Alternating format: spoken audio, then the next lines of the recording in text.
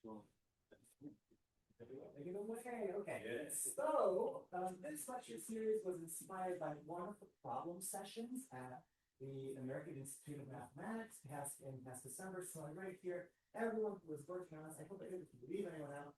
In particular, did raise hands, so they know a lot about this project before and get my attention. So let's do it. So I have a couple of motivations for you. Today we're going to dive into some p-adic geometry. And my first motivation is this one problem. It's for a problem complex analysis. If I have a disk, complex number is less than 1, open unit disk, and to consider the upper half plane, all complex number is imaginary part positive, then of course these two are isomorphic as complex numbers.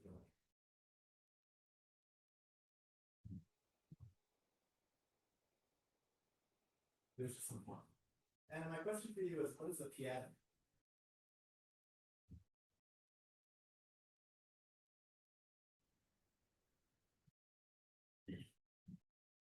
Because the usual formula will not work if you attempt to define analogs of these things in the p-adic world. They're not going to be isomorphic right away. But today we'll show you how you have to modify them. Okay, great. Motivation 2 is sort of more about this lecture series, right? So remember we have this Morales stabilizer group that acted continuously on this ring AN. So AN here, so we can fit vectors and then we get joining various variables to this. The variables are not well defined, but if I let IT the ideal generated by the first t of these variables, then the ideal is well defined, and in fact it's g and t. And so I can go ahead and define what we're going to this by taking an, modding up by it, and then inverting the next variable. So this sort of ring might come up if you're studying the k of t localization of the k of n local sphere. So this kind of double localization might lead you to study a ring like this one. So the group Gn acts on this. That's you converted, right? Oh gosh.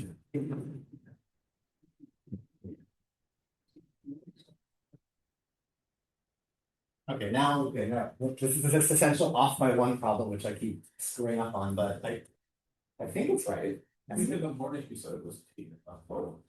Yeah, but that was wrong. Am I correct? Someone pointed it out. It's T minus 1. Yeah. Yeah. Here. Yes. Yeah. All right. So great. And if I do, yeah, great. So yeah. So I want to write down a conjecture that is I expect to be true for all t and all primes p at least n. So I'm not sure if I have to make p big enough, but it's going to seem anyway. Then I have this kind of algebraic version of the transchromatic splitting conjecture. So it's going to say this. In the case that t is equal to 0, I've already presented for you what's going on here. That's like I don't mod out by anything, and I invert p. Then what I should get is an exterior algebra over QP, but I want to rewrite that a little bit as the continuous homology ring of the group GL and CP with coefficients in the field QP. Now, this evaluates to the exterior algebra on n generators by a theorem of Lazare.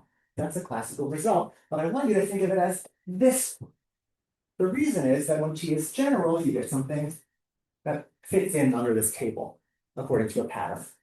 So what's the pattern? Here it comes. When T is greater than 0, you'll note that I've modded out by P. So it better be in characteristic. So what you should get is a continuous homology something. And the form of this, by the way, was suggested to me by an Sanger. And I guess drawing upon like decades of calculations in this world, and I'm going to try to justify why this group appears today. So GT cross GL n minus T, ZP. And now the coefficient is listed. The case that we know most about is when t is equal to n minus 1, and that puts a zp cross here, and a gn minus 1 here. In that case, knowing this conjecture implies the spectral statement about the transchromatic splitting conjecture. But in general, I have something to say about it. I conjecture this as some algebraic statement, but for general t in the middle of the range, I don't actually know that it implies anything spectral. All right, any questions about this conjecture? Just a check. I0 0. What? Is I0 0? I see. Oh, sure. Yes, I suppose I0 should be 0. Yes, I suppose so. Yeah.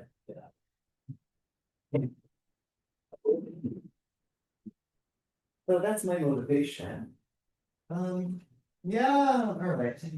So the question raised by this part 2 here is how to study a certain stack. I mean, we're interested in the cohomology of Gn acting on An. So I want to apply some kind of geometry to the situation. I have the ring An. I need to respect the fact that this is a topological ring. It's complete with respect to the topology induced by an ideal. I can put the letters F, P, F next to it. So there's a formal scheme going on here. So this formal scheme is the parameter space for deformations of a formal group. It admits an action by Gn, and it seems like I'm interested in this stack.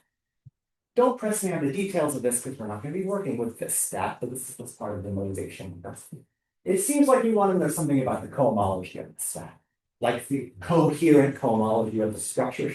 That seems to be key to understanding stuff like that.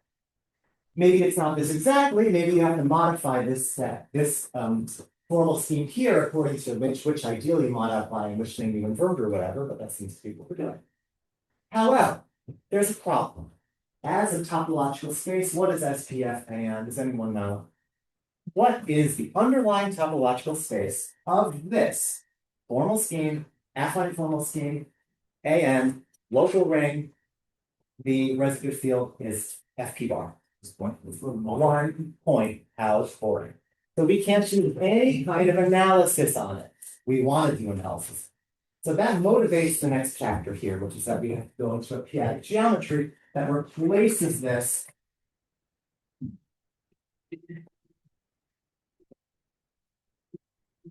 You know, the space, I mean, I'm just changing the F to an A, which has many more points. In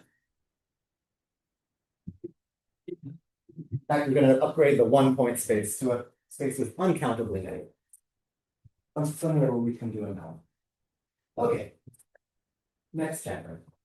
So we're going to talk about, so this is like a review of some p-adic geometry. Yes.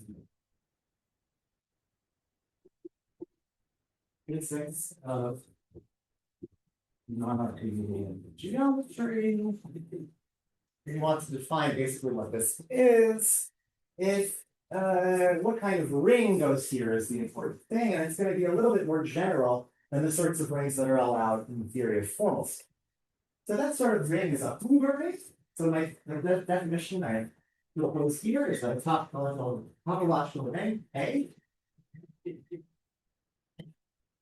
Called Hoover based on kind of seminal work of Hoover inventing the concept of added space. If all right, so there's going to exist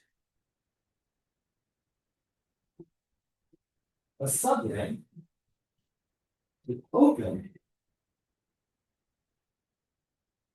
and an ideal of that subring such that A0 carries an iodic topology. All right, so you'll see in a second why this is a really powerful definition. I want there to be a subring of the ring. So A has some topology. The topology on that ring is not necessarily linear, not necessarily induced by an ideal, but it has some open subring which does have that property, whose topology is induced by some ideal. We call A0 a ring of definition. We call I the ideal of definition. They are not packaged along with the ring. This is just an adjective associated to a topological ring. It's either Hoover or not an additional structure. Okay, examples. Really silly case is just FP with its discrete topology, or really any ring with its discrete topology like Z. Okay, or I could do, or ZP. I could do QP. I could do ZP, pattern series in one variable. I could do FP, pattern series in two variables if I like. And there's many more examples besides. So if this is my A, figure out the A0 and the IR. And here it's sort of silly. It's FP, it's ZP in this case. The ideal is generated by 0 there. For a discrete ring, this is going to be the pattern. The ideal can just be 0. For ZP, the ideal generating the topology there is P. Now QP, a really important field in p-adic analysis, obviously. QP, I want you to think of as like a Banach algebra. It's not complete p-adically, of course, because P is invertible here, but it's got this subring, ZP, that defines the topology. So the ideal P is what defines the topology here. Getting the pattern? So ZP double brackets U there. You know, I bring up this ring because it's sort of similar to the Lubin-Tate ring, right? So here, it's a pattern series in U, but then it's also p-adically complete. So what's the topology here? It's generated by the max ideal. Or any power, of course. I could replace any of these ideals with a power of the same ideal. It would be the same thing. Here, same thing as well. And here, it's just the ideal generated by both U and B.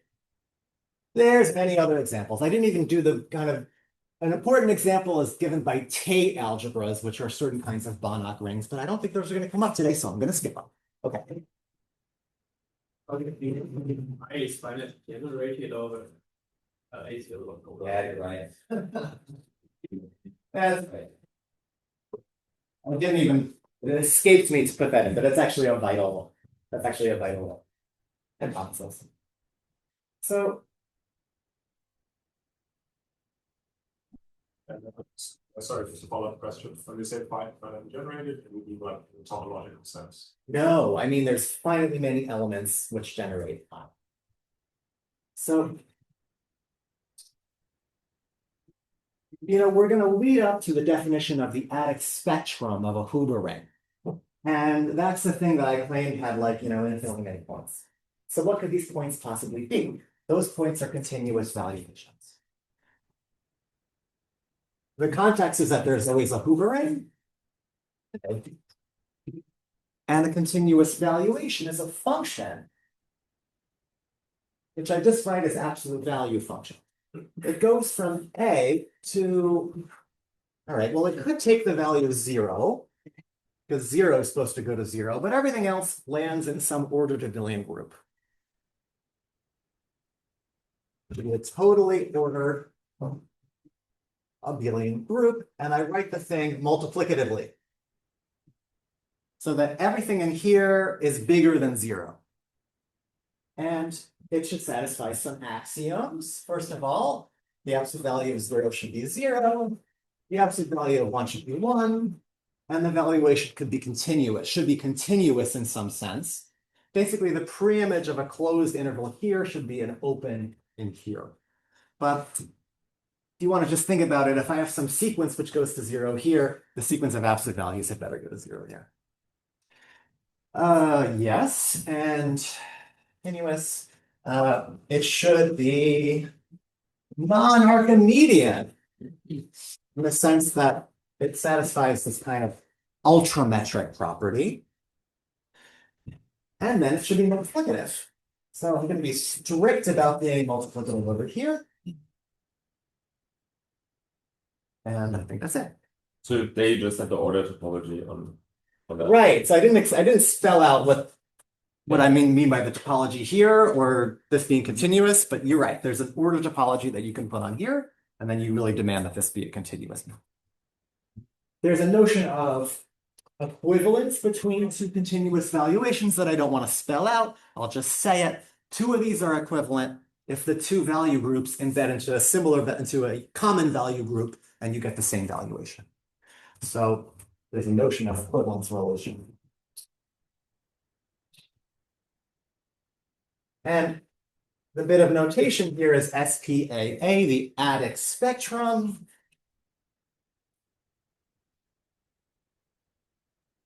And this is going to be the set of all such valuations up to this equivalence relation. Okay, so this is some new notion of spectrum of a ring. You'll notice that there is actually a map from the adic spectrum to the algebraic geometry spectrum, because all of these continuous valuations have an associated prime ideal, namely everything that goes to zero. The kernel of the valuation is going to be a prime ideal.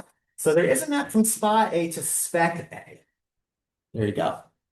So this is some kind of enhancement, which is this is analytic in nature. I want to flip these two boards back. And now let's give some kind of description for what this is in all of these cases. Let's start with FP. Any guesses for what SPA FP is going to be? Just 1 point, and that's pretty easy to see. So 0 has to go to 0, but everything else is a root of unity. And so if you believe that the continuous valuation is a multiplicative, then everything else has to just go to 1. So there's only 1 point for FP. What about ZP? This time there's still this kind of special point. That's the point that thinks that P is equal to 0, and it just factors through the map from ZP to FP. But there's also another point. There's a generic point, and that generic point is the typical p-adic valuation that you learn about in number theory. It's the p-adic valuation on ZP. In this case, the SPA and the spec are the same. What about QP? This time, there's no special point, because P is invertible. So the absolute value of P cannot be 0. Instead, it has to be something not 0, but also not 1 either, because the powers of P go to 0 in QP. So the powers of the absolute value of P also have to go to 0. So it has to fall strictly between 0 and 1. It has to only be the same generic one.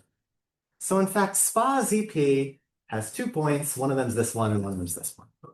Oh, sorry. We have misunderstood. Although DP, I mean, you have 2 points, but I don't think that you map eta to the generic point of spec.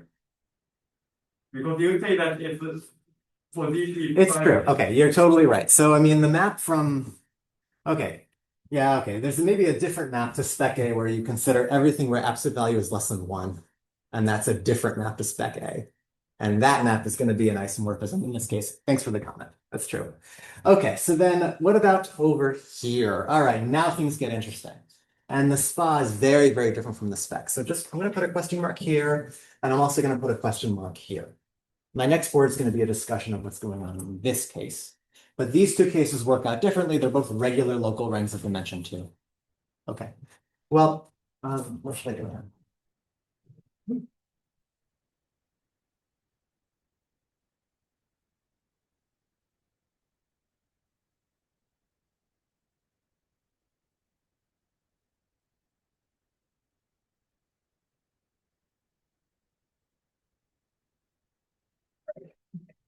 So my example here is maybe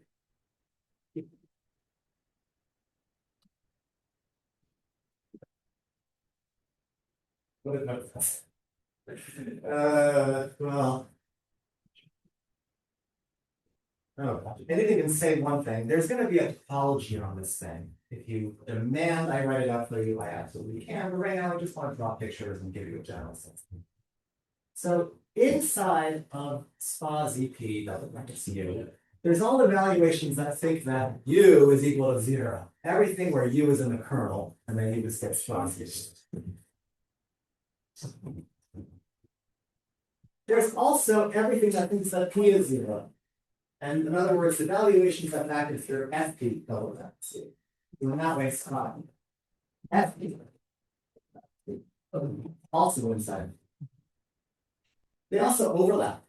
So there's valuations that think that both P and U are equal to 0. And that I can say is just in both. So I want there to be a more detailed picture that goes along with this diagram. We already know that these two both contain 2 points, a special point and a generic point, and the common special point is this one.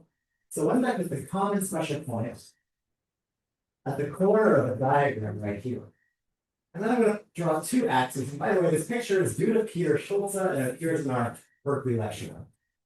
So here, this axis is going to be as part of p is equal to 0. So that's FP U. But it's kind of a funny axis because it only has two points in it. It's kind of this is a special point and then it's the less. Same over here. So there's two generic points that have used. But then everything else fits into some solid block over here. And I really want to like fill this block in. And I want to try to convince you that it's got a lot of points. That shouldn't be spelled Z on E, should it? It Or, says not ZP. oh, There's no, it's not ZP. Yeah.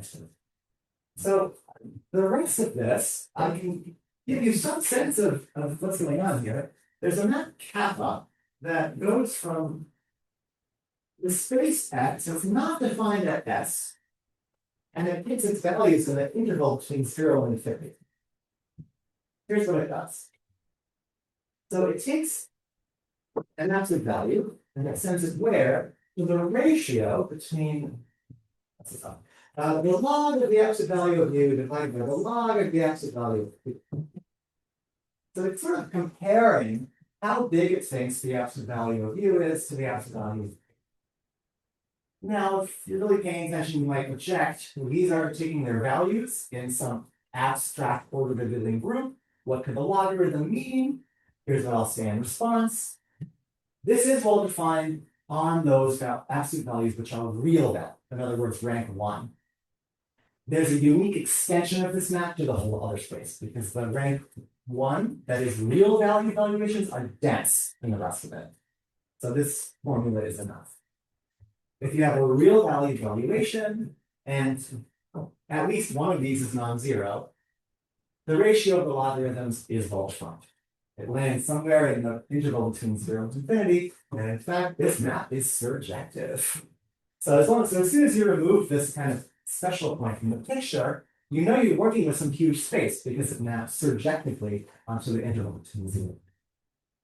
The space, however, is not Hausdorff. It behaves a lot like spectra and algebraic geometry.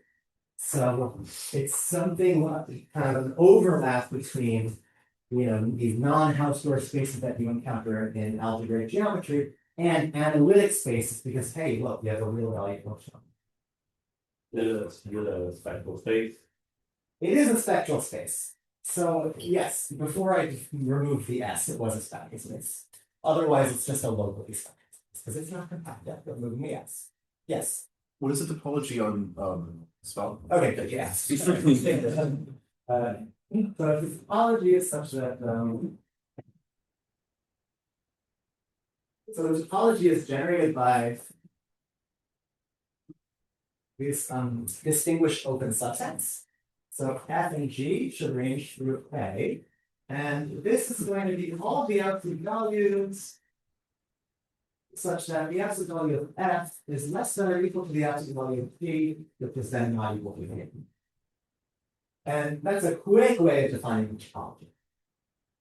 This, so you get these distinguished open subsets, there's inside A, that defines the topology, and there's more structures on spot A as well. There's also a structure sheaf. So spot A carries a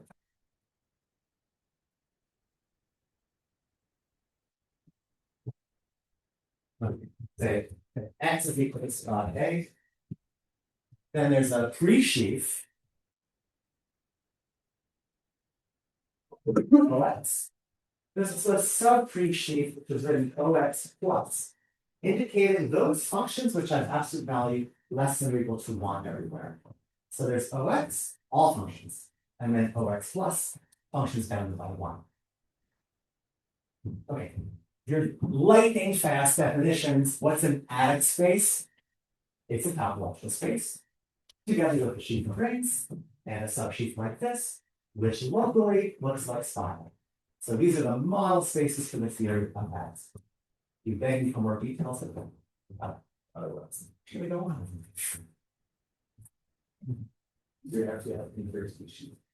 Yes, you must admit, yeah, you're only allowed to form a spot A will only be an attic space if the ring A is called sheafy, which means that the structure pre-sheaf is a sheaf.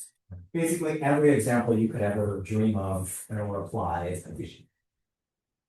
Yes. Don't you want the integrated by FNG to be helpful? Oh, yeah, okay.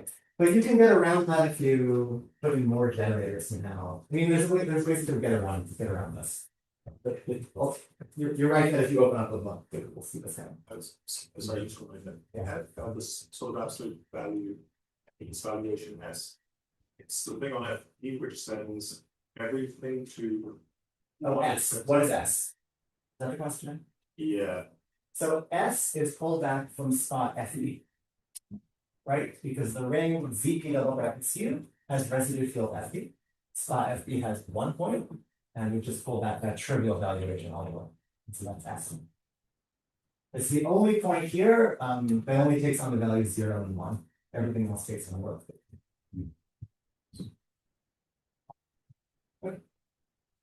Okay, so this is the quantification also. what? The explosion of locker was positive. Why is it positive? Yeah. Oh, oh, that's a great question. That's a swap. Oh, yes, I see the gears turning within the room when I wrote down this quotient. Let's think about this. Both U and P are topologically nilpotent. That's key. So their powers have to approach 0. When I apply the absolute value, the powers have to approach 0 as well. That means that both of them have to be strictly less than 1. That means that when you take the logarithm, you get a negative number. The quotient between those negative numbers is positive. Here we go. Do I want to mention the plus ring? In my notes, Yeah. I will take all day if I mention it. And really, when you're first learning this theory, you should ignore A plus. You should ignore the plus ring.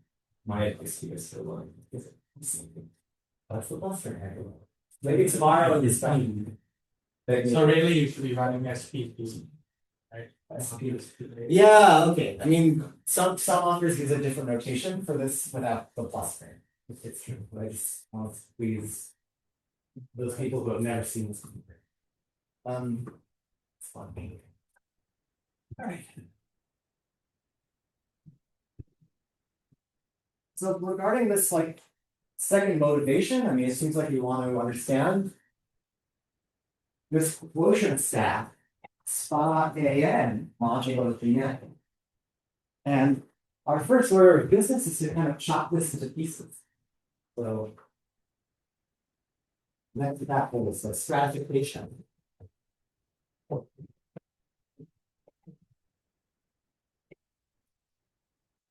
Of moving plate space. So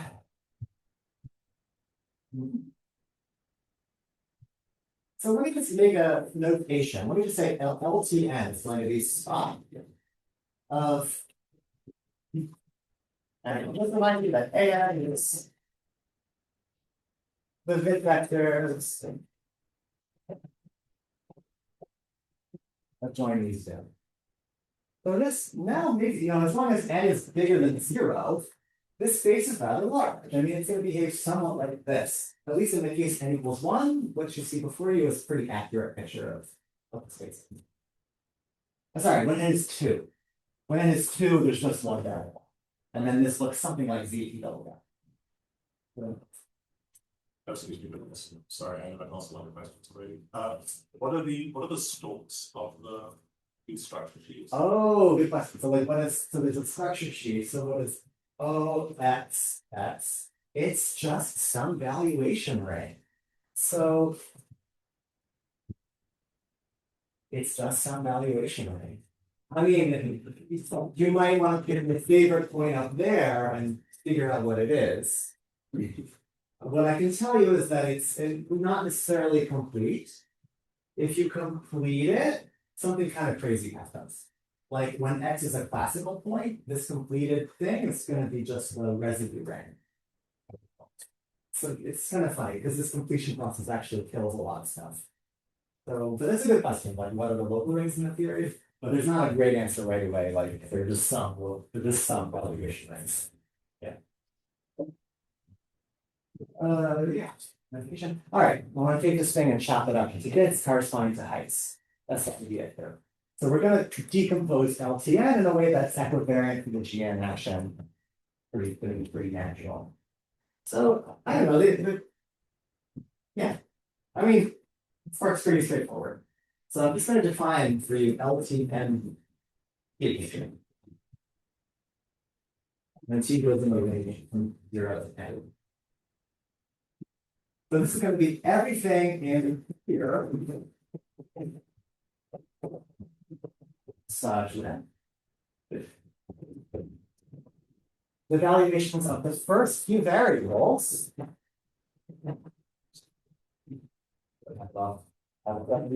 are 0. And the valuation of the next thing is not. And you should work out for yourselves what this means when t is equal to 0 and when t is equal to n.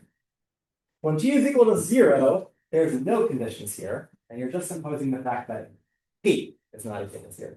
So I might as well write that. So LT and 0 is the generic fiber. Here is just everything where it's not equal to 0. So if you like, in that picture up there, take that picture and remove the x-axis. Everything else is this generic.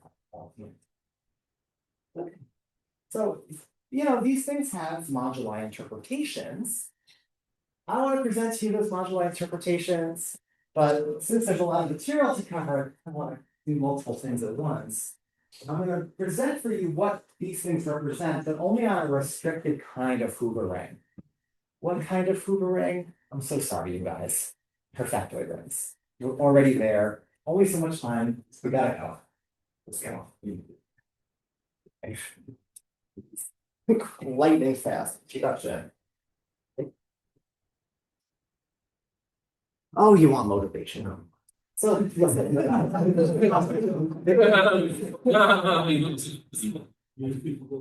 listen. Perfectoid has the word perfect in it. I think I don't need to convince this crowd that perfect rings are useful to work with. For instance, I said yesterday that the theory of formal groups over a perfect field is totally solved. There's a great classification of those in terms of linear algebra, theoretic algebra. But let's say you want to classify formal groups over other sorts of bases, like in characteristic 0. Well, there's no more perfect ring of characteristic 0, but there is perfectoid ring. That's the motivation.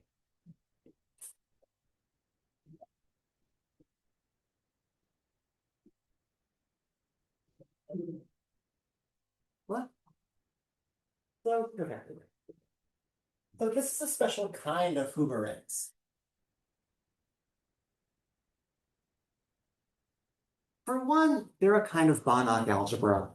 So what is this special about Banach algebras? Well, there's some kind of real value norm on them. And the norm is determined by how many times they're divisible by a single element.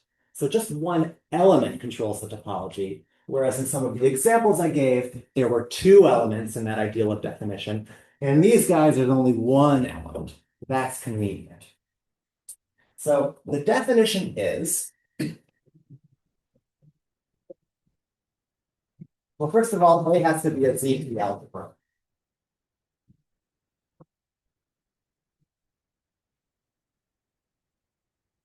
All right, so A has to be a complete Banach ring. So I'll put it this way.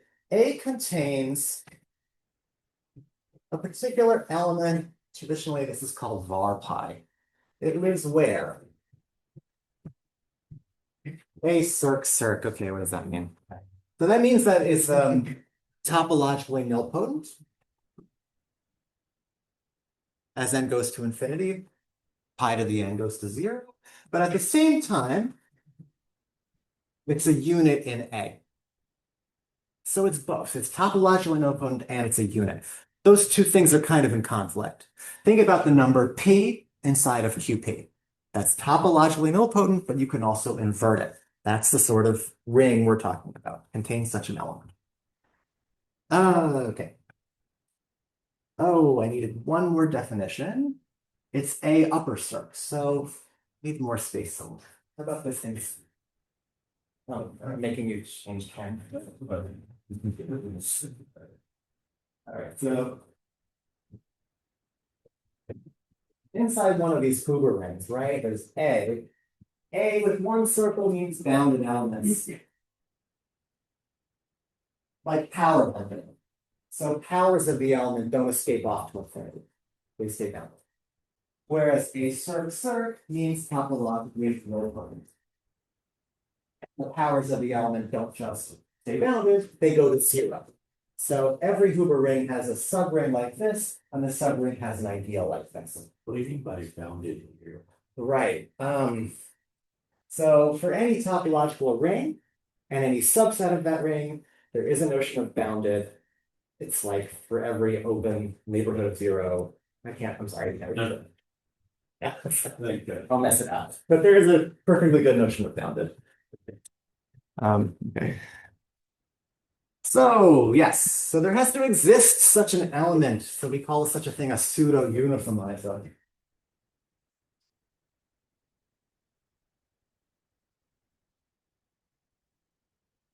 And a uniformizer might be like, oh, you have a curve and you have a point on the curve. And then a uniformizer would be something which vanishes with order 1. And the pseudo means we don't care about the order of vanishing. So great. Such that what? All right, so I need P's power of this thing to divide the number P in the ring A circ. And then bullet point number 2 would be that the map from A mod pi to A circ mod pi to A circ mod pi to the P, which sends X goes to X to the P, is an isomorphism. So admittedly, there's a lot to process here. So I just want you to keep 2 examples.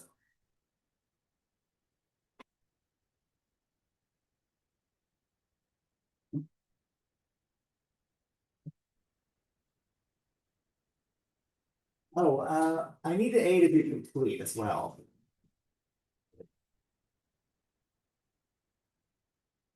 There.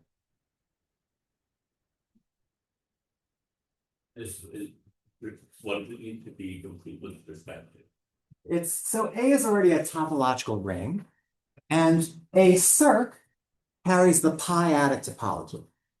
So what I wrote down is equivalent to A circ being complete pi-adically. So as an example, the field CP. So this is the field where you take QP, you take its algebraic closure, but that's not complete. So you have to p-adically complete that to get CP. That's perfectoid. You can use a pth root of P to play the role of the pseudo uniformizer in the story, and you can check that CP is perfectoid. That's basically the only example of a perfectoid algebra that I want you to know for this talk. Well, maybe there's another kind, which is just in characteristic P, because you see there's perfectoids in both characteristic P and characteristic 0. So in characteristic P, here's an example. I can take just FP, and I can take a Laurent series field in one variable, but to get this second bullet point to work out, I need to actually extract, maybe I might as well just do pi. So I want pi here to just be indeterminate. And we're taking Laurent series not just in pi, but in arbitrary pth roots of pi. So this thing is complete, and it's also perfect. So as a remark,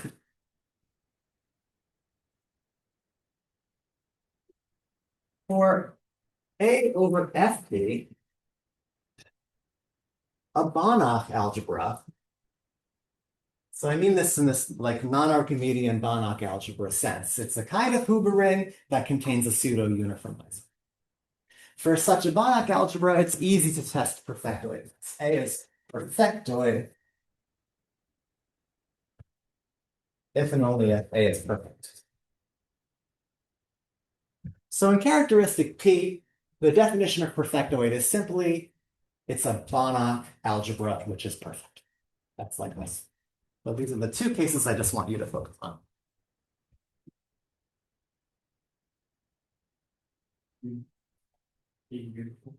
They are, yeah, beautiful. Otherwise, when you get trapped in the black hole. Okay.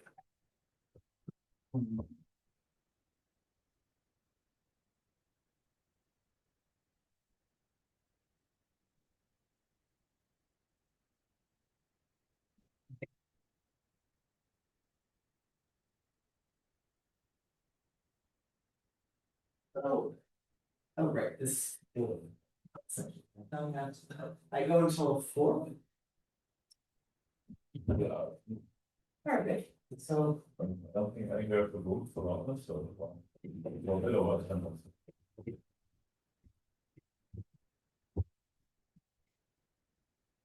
It's not having an added space, so there's the. I want to introduce some notation. So of course, if you have an object in a category that are given data functor, on the opposite of that category is sense. So I want to data functor of that, so it lives on the category of added spaces, but I want to restrict that functor to just perfectos. So the test objects in the new functor, the not x diamond.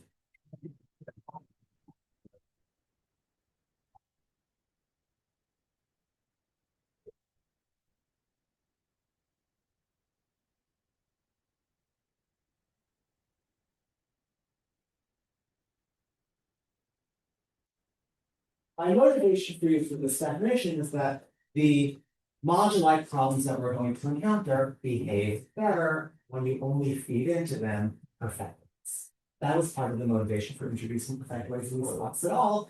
We're trying to classify things like formal groups, and those classifications work better on perfectors than on general Uber groups, okay? So this X diamond makes perfect sense, it's just that relation. There's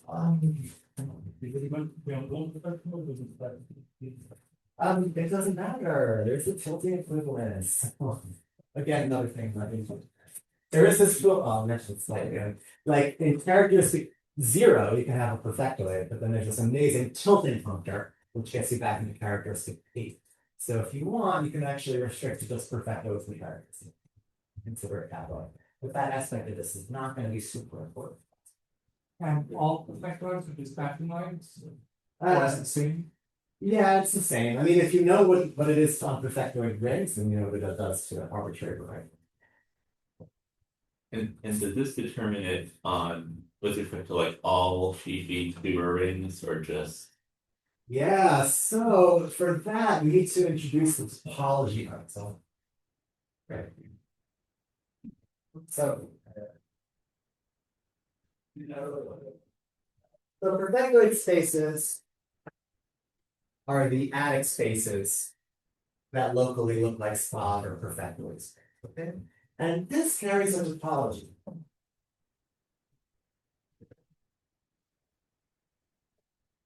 With these topology. Yeah, I guess this is worth writing down for sure. This is similar to the flat topology for schemes or maybe FPQC. It's a very convenient topology in this context because it's got good descent properties. In particular, representable objects are all sheaves on this topology. So this kind of diamond functor doesn't actually lose a lot of information for the reason that in this topology, everything, like every rigid analytic space, is locally perfected. Like everything you can think of comes with a cover in the V topology, which you perfect. So a lot of descent arguments can just run by assuming that the objects you're feeding in are perfect. So you may be anxious to get back to the meat of the matter, which is that space LTN, like what am I about to do with this strategy? Yes.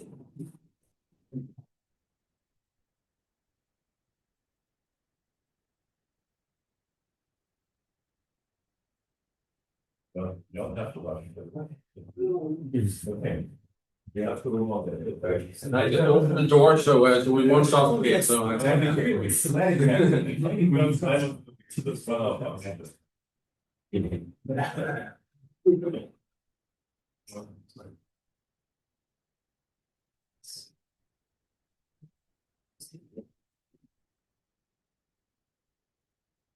I want to tell you what these modular vectors really mean.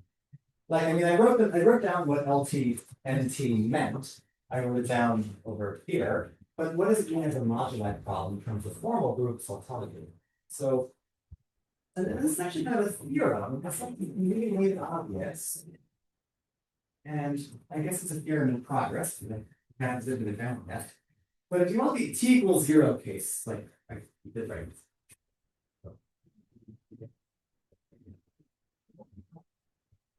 I want to tell you what the points of this LT and T are on a perfectoid algebra R. So did I use R for this? It's A. Yeah. So this is going to be, well, first of all, it classifies formal groups of some sort. So the formal group lives over A, so the bounded element. There's an additional structure though. Somehow this gamma should be a deformation of the fixed formal group of height n. So the way that works is, I'm sorry to say, not an isomorphism, but rather a quasi-ontogeny. Hold on a second. What about that? I can take gamma, line up on my favorite pseudo uniformizer as long as it divides P. And that is going to compare with, so A, by the way, should be look like. Derivative of vectors, and it should be perfectoid. So because A lives over the ring of bit vectors, when I mod out by pi, the thing lives over K. And this is a possible. I'm not done yet, so I haven't written the right bracket yet. A circle. What? A circle. It is a circle, I guess. Such that. All right, this T has to play over.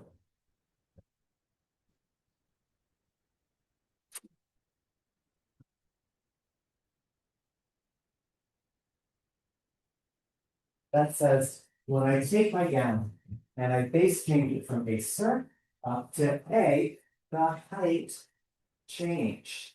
It went to T.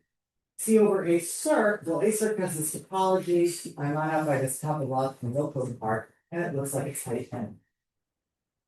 But when I invert pi, the height goes down. The height drops from n down to T.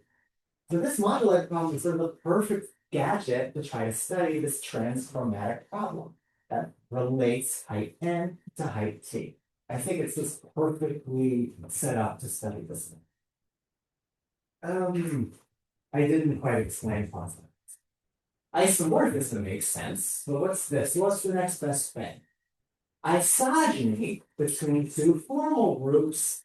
Well, it means that in fact there's like it would be an isomorphism if you inverted P in the endomorphism, you know, in the category when you take the category and you tensor it with Q, it becomes an isomorphism. That's an isogeny. Quasi-isogeny means you get to formally divide the thing. Right? So in other words, it's an isomorphism in the isogeny. All in the same. Yeah. So it's lowercase here. Lowercase k is algebraically closed, although honestly it doesn't matter so much for this definition. So you're right. Because then you just fix like some forms like So gamma n was fixed yesterday. You know, it's like yesterday's object. But gamma n is the thing we're kind of deforming. So you can see that sort of the first two lines of this sort of resemble the original definition of the ring AN. AN classified deformations of this gamma n. So up to this weird quasi-isogeny issue, this is maybe going to be familiar. But now we've altered it with T. And that's something we couldn't do with formal schemes. Because formal schemes don't see, there's no like a circ setup. But it's probably more in school than that. kind of confused by this notation of diagonal because I thought diagonal is the function divided over inventory spaces over F. Okay, I'm gonna just ask you. It's okay to think of that characteristic zero as well. It's a slight change of the notation, but actually the novel material here is when t is positive. So when t is positive, we're asking that this be height t. You can't have a height positive formal group of characteristic zero. Therefore, this is going to be empty unless A is a characteristic Q. Happy now? So actually, I think it's so beautiful. When t is zero, this is the generic fiber. When t is positive, then this entirely a characteristic. So we really need to solve the cases a lot. Where do I get that? Oh yeah, it's here. Is Lubin-Tate the Lubin-Tate space just like the spa of the quotient of AN? Mod IN? Well, Or and mod IN yes. is just one, it's just FP bar. Yeah. Because I guess is it hard to see that this is locally looks like spa of some Uber Oh, like why? because is you it just an told us attic the space at all? space. Yeah. Why is it an attic space at all? Yeah. Well, yeah, okay. It's a locally closed subset of an attic space. It's true that I have to convince you of some things, but Okay. yeah, it's a little bit, yeah. I mean, yeah, it's not so bad. I mean, to make this thing happen, I mod it out by some elements. It's okay, you take the spa of that quotient ring, and then I just pass an open subset of that. And that's allowed. So you get an attic space as well. Okay. Next section. Great. Awesome. Okay, 34. Okay, I will tell you about all things I see on this one. I before I entered homotopy theory, which was only like a couple of years ago, I think it had been known that the isomorphism that was discovered by faulting in Lewin-Tate space and the theorem called upper half plane might be useful for chromatic homotopy theory.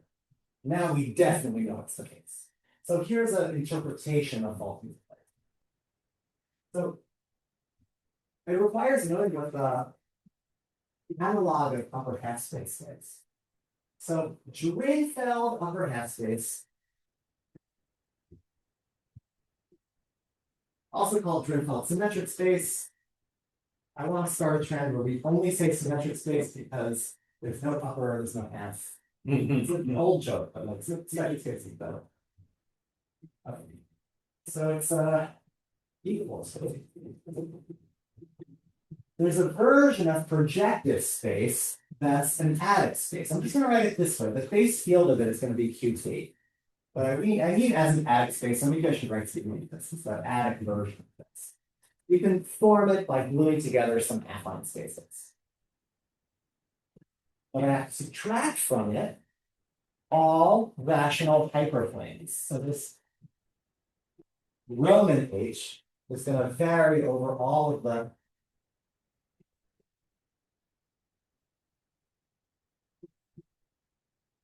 QP rational hyperplanes.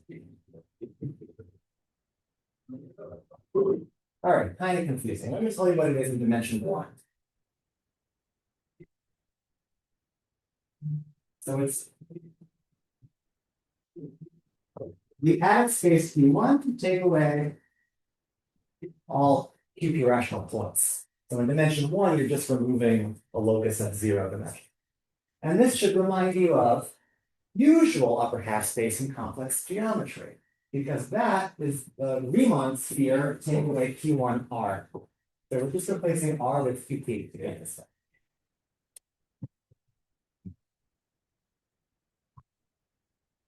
There's some kind of unified way of doing this that works for both, like the Archimedean and non-Archimedean.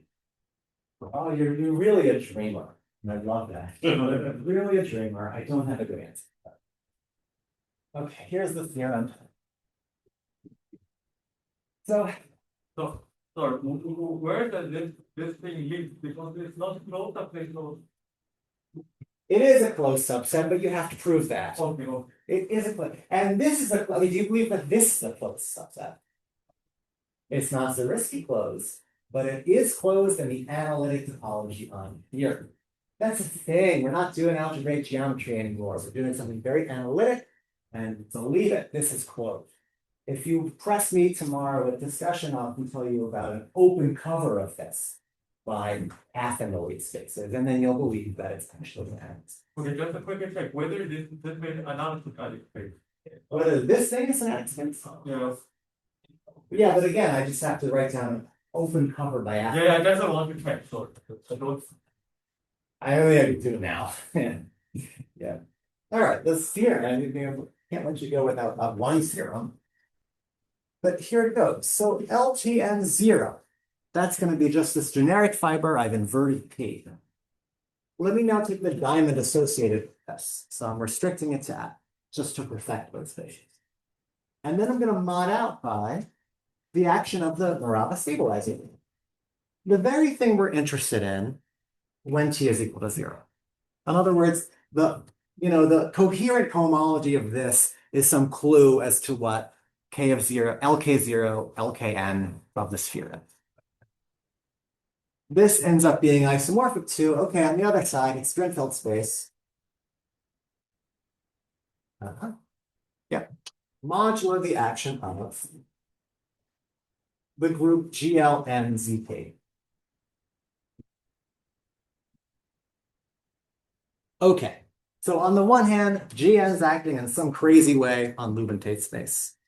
On the other hand, GLNZP acts linearly on this space in a very clear way. So of course this should be useful, and like I said, the usefulness of this preceded my entry into this field.